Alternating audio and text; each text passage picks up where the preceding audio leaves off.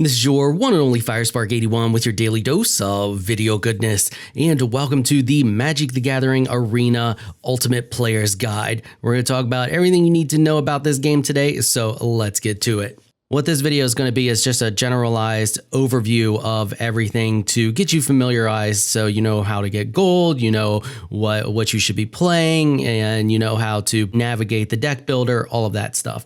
Okay, so speaking of deck builder, we're going to start off with the deck builder here. We're going to create new deck. Okay, so first off, let's talk about the search function, because there's a lot that goes in the search function here, and it's going to help you navigate and find the cards that you're looking for. So the search function is actually pretty good. You can search things like, say, I want cards with lifelink. So I just type in lifelink and hit enter, and then it's just going to show me all the cards I have with lifelink. So not only can you search keywords, you can also search specific things like, say I want to see everything that has +1/+1 on it. So I can do that. I can go +1 and hit enter, and then it's going to show me every card I have that has a +1/+1 on it. You can do specific key phrases, and you can put those in quotation marks. A good example of that is energy cards. I'm not sure if they're still in here. They may have got rotated out, but you can search things like put in quotations, you get, and then another quotation, and there you go. It's going to show you, okay, so if you had energy cards, that would show you energy cards, but it doesn't look like we do anymore. So that searches a specific phrase. So let's look for something here. Okay, here we go. We can do create a, and then we finish that up in quotations. Everything that has the phrase create a on it will then show up. So you can get see your copy cards, all of that stuff. So you can search specific phrases on a card, and phrases in Magic you see a lot of the same things. They word things the same way. So it's really easy to, if you find a card that you like and it has ability or something like that you like, you can easily search for other cards that are the same. You can also search for specific sets. So say you only want to see a specific set. So like say you only want to see the Core 19 set. You can go E and then the colon, and then you can type the specific set name. So for example, the new set, Guilds of Ravnica, would be GRN, and then hit enter, and then you're only going to see your Guilds of Ravnica cards. If you want to say, for example, the M19, you put in M19, and it shows you all of your M19 cards. And if you look right over here,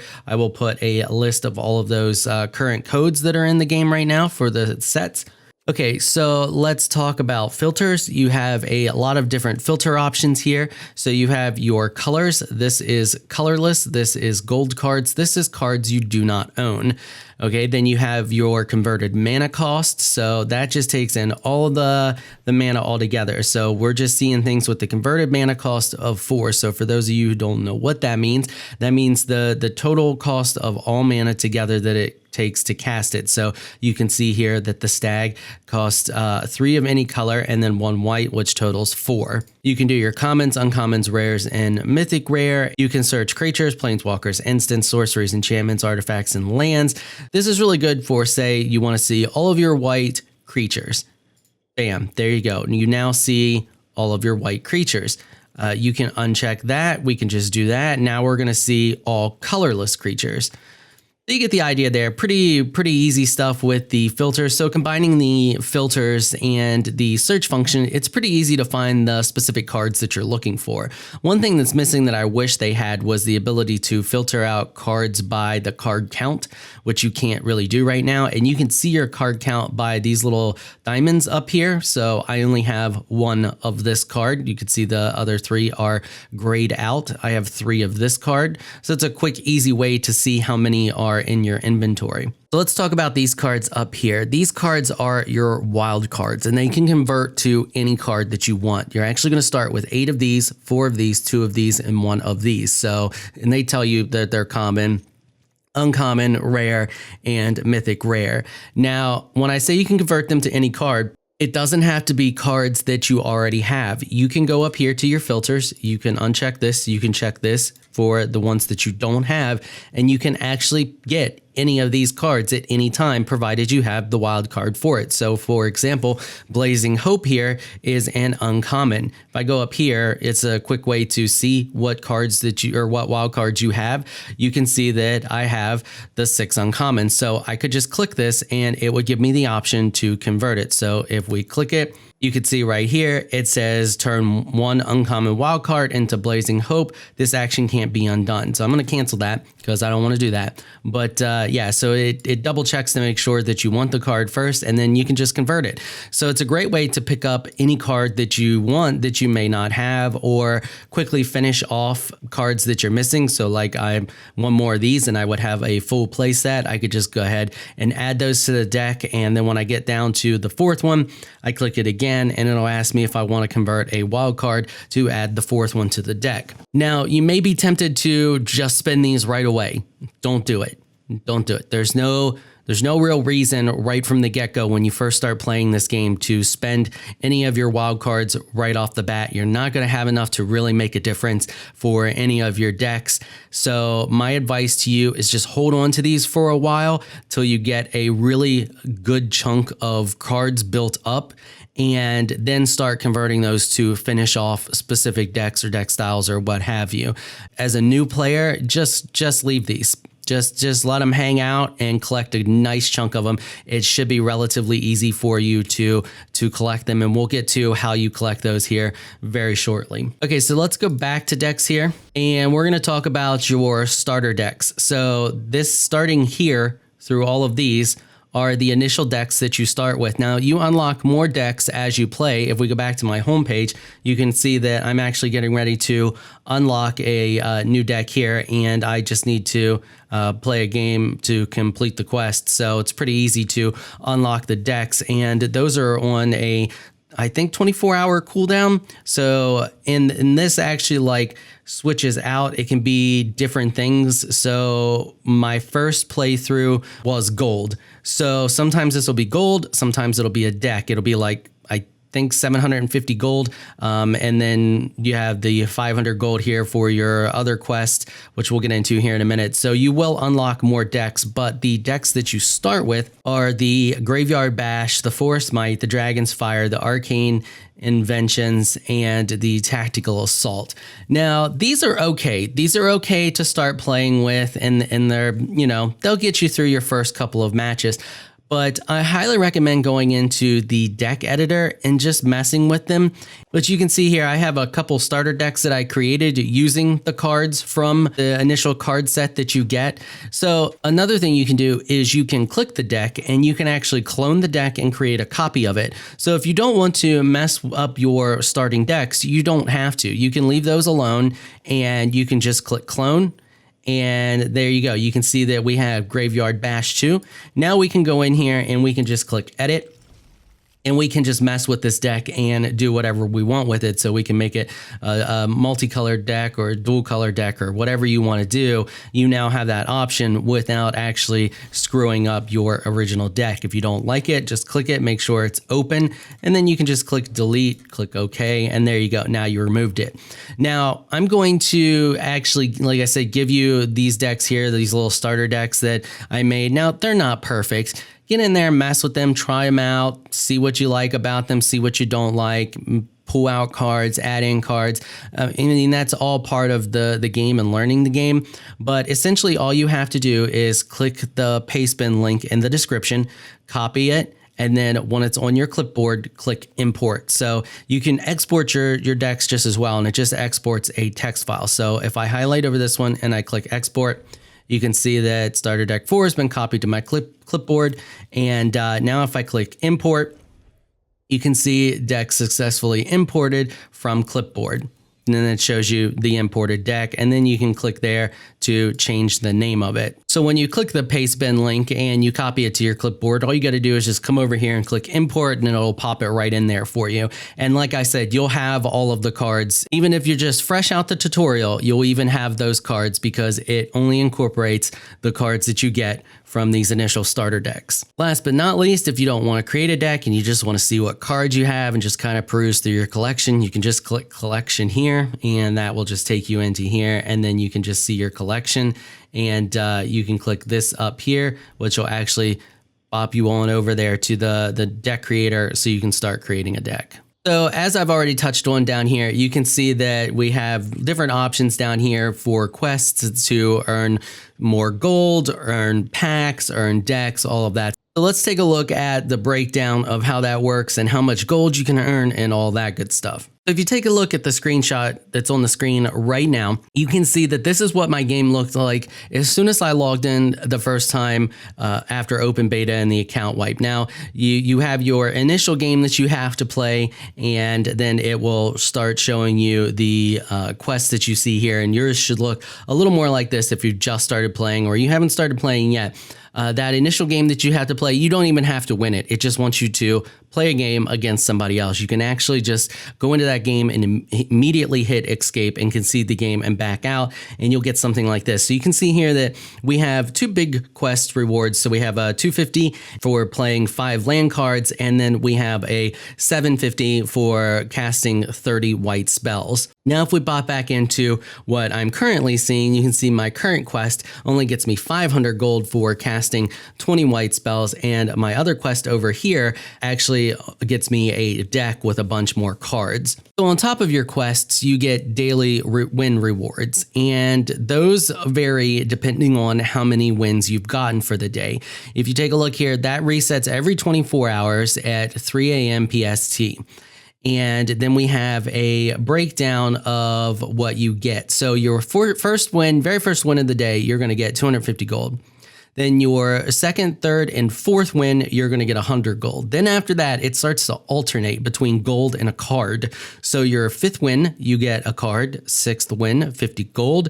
And seventh win, a card. You get the idea. Every even is 50 gold. Every odd win is a card. Then you have your weekly win track. So every week, resetting at 3 a.m. on Monday, Pacific Standard Time, players earn 1 pack of the latest set. Currently, that is Guilds of Ravnica, for every 5 wins up to 15 wins. So every 5 wins, you get 1 pack. So it gets you a total of 3 packs a week just for playing the game and winning. So you can actually get your 15 wins every Monday and immediately get 3 free packs. Okay, so now that we talked about gold, let's talk about spending that gold. So if we come over here to the store, you can see there's a couple of different options here. You can redeem a code, you can purchase gems, you can purchase packs, and you can purchase the welcome bundle, which I highly advise if you have $5 to spend to buy it. It's more than worth the value that you get out of it. It's absolutely great for new players. Not only do you just get 5 free packs, you also get 2,500 gems, which you can spend on more packs, or you can spend for events, or you can just hoard them, which is probably what I would do. But let's take a look at the gems real quick. So if we click here for the gems, this is where you spend your real world money because it is a free to play game. They do want your money.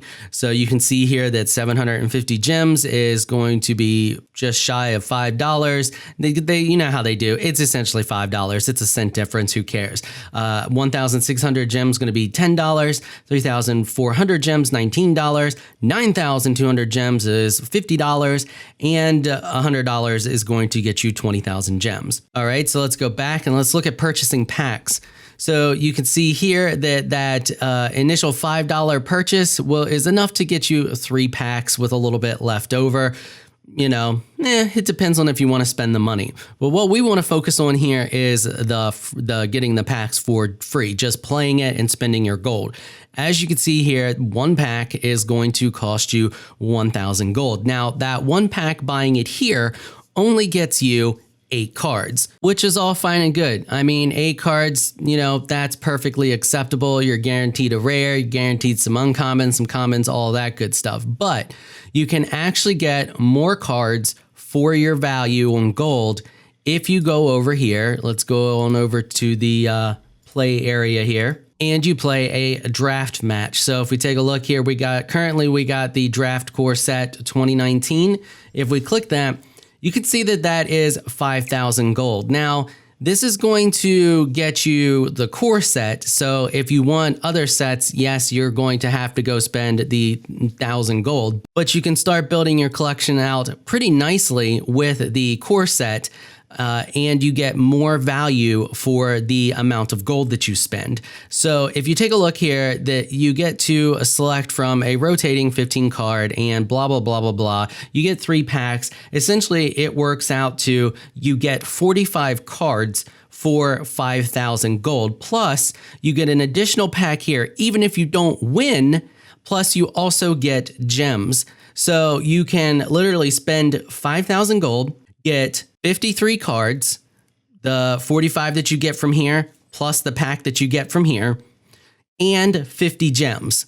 So, I mean, it's a really, really good value to really get you started. Now, later you can take those gems and you can use them to play other events, or you can use them to buy packs, or you can just hoard them, whatever you want to do. But it allows you to not only get a ton of cards for a small amount of gold, but it also allows you to convert your gold to gems. And this is currently the only way to convert your gold to gems. So if you look here, if you just get 1 win, you still get only 1 pack, but you also get 100 gems. If you manage to go all the way to 7 wins, you not only get 950 gems, which is more than the entry fee if you were to just spend gems, but you also get 2 additional packs, which get you even more cards. So it's a really good way and the best value way to go about building out your collection right from the get-go. Now, once again, you're only going to get the core set 19. As you can see here, it's only core set.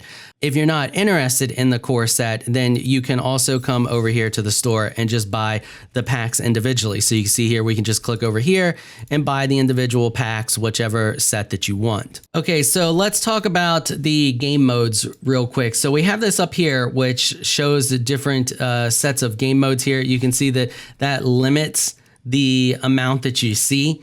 And that's just for new players, so they're not too overwhelmed. You can click that and it allows you to see all of the different game modes here. So let's take a look at this one here. So you can click these and explore them yourselves. It doesn't, when you click here, it doesn't immediately bop you into it for the event. So if we click the events, you can see that it wants 1,000 gold or 190 gems. And the competitive constructive is a best of 3, and it shows you the prizes that you can win. So you can go through here and you can look to see what different prizes. So 0 wins is going to get you absolutely no gold, but it's going to get you 3 cards. That's absolutely horrible. You need at least 1 win to make half your money back, and you get 3 cards. 2 wins, however, is not bad, because if you manage to pull off 2 wins, you get 1,000 gold, so you get your money back, and you get 3 cards. But you only have 2 losses, so you play until you get 5 wins in a row, or you lose twice. We take a look here. We have the competitive draft, which is for Guilds of Ravnica. We click it. It's got a 1,500 gem entry fee, and you can see it's only got 70 hours left. And then it's going to switch to something else, I would assume, or just end completely. Entering it gets you the 45 cards that you get from the 3 packs here, plus it gets you 1 pack. So the thing that I want to point out in draft is when you open these boosters, they are 15 cards. When you open your winning boosters or boosters you buy from the store, they're only 8 cards. So that's why you end up getting more from playing drafts than you do from just buying packs. Then we have the draft for the core set 2019, which we already covered, 5,000 entry fee, 750 gems to enter if you want to play with gems. Then we have constructed event. Now, constructive event we're actually going to come back to because it's a pretty decent way to actually farm gold. So you can see it's only 500 to enter, which, I mean, you win 1 game. If you take a look here, you can see that I can make enough to enter right there just from casting 20 white or red spells. So you can pay 500 gold to enter, and then if you don't even get any wins, you get 100 gold back. So essentially it's only costing you 400 gold to enter, and you get 3 cards. So then 1 win gets you 200 gold, 3 cards, and then you, like I said, you can explore these yourself, but 7 wins essentially doubles your gold, or you can pay 95 gems and you play until you have 3 losses. or 7 wins. Then we have the sealed guilds of Ravnica, which is a 2,000 entry fee. And you can see here, you get a 15 card pack. So you get a lot of cards with that, but it's relatively steep to enter. And then currently we have the Welcome Singleton, but this is not going to last long. And when you watch this video, this probably won't even exist. So we're just going to glaze over that. Now, the ladder is your free to play stuff. So the play mode is just a one-off match, best of 1. The competitive play is a best of 3 with sideboarding and all of that good stuff. And that's just your free to play option. So if you just want to complete your daily quests, you can just come over here and you can click. Honestly, the quickest way to complete your daily quest is just click play and just play the ladder match, the best of 1s. If you want to be all competitive about it and you want to be able to sideboard and you want best of 3 and a better chance of winning overall, then you can just do the competitive play. Okay, so you've been playing for a while, you've built up a decent amount of cards, and now you want to start farming some gold and converting that to gems. You can actually do that. You never actually have to spend a dime on this game, and you can easily convert gold that you win or that you get for free to gems that people actually pay for. So if we come over here to the constructed event and we click that, you can see that for 500 gold we can enter. And then we have to manage to get 4 wins, which is relatively rough. I'm not going to lie to you. It's a steep curve here, but it's going to net you your money back if you manage to get those wins, and it's going to get you at least 1 rare and 2 uncommon cards, which is not bad, and it's a pretty okay way to continue building out your collection. If you manage to go 5 wins, you actually make gold. If you pull off a full 7 wins, you get double what your entry fee was. So it's not a completely terrible way to actually farm for gold. If we come over here and we take a look at competitive constructed, that is a much better way because you are not only playing for the best of 3, which gives you a better chance of, going 5 wins. You also only need 2 wins to get your money back and 3 wins to make a profit. On top of that, you also get 2 rares and 1 uncommon card. The downside is you only get 2 losses before you get kicked out and you have to just claim wherever you were at. So 5 wins or 2 losses, I mean, it's better. It's not amazing, but it is a better option and will give you a better chance, but you also have to realize that the person that you're playing with has a pretty good chance. So this honestly comes down a lot to your skill in Magic and the deck that you're playing with. I highly advise not trying to farm for gold until you've built out a decent library of cards and you have a really good deck that fits the current meta, because otherwise you're probably not going to stand much of a chance because the people that you're playing against, that's what they've done. They have a decent deck and they've played for a while. They have a really good library and their deck is probably the current meta. So next up, we're going to go over opening packs and getting wild cards. If you click this tab up here, this is where you open packs that you've purchased or won or what have you. And over here are where you earn wild cards. So by opening packs, you actually earn your wild cards. And if we come over here to this window, okay, so if we take a look here, it tells you that whenever you open a pack, you earn progress towards your wild card track. That's this here and this here. The important thing is we come down here to this. So you have your uncommon and your rare and your mythic rare track. So each player starts MTG Arena with 3 progress in the uncommon wild card track.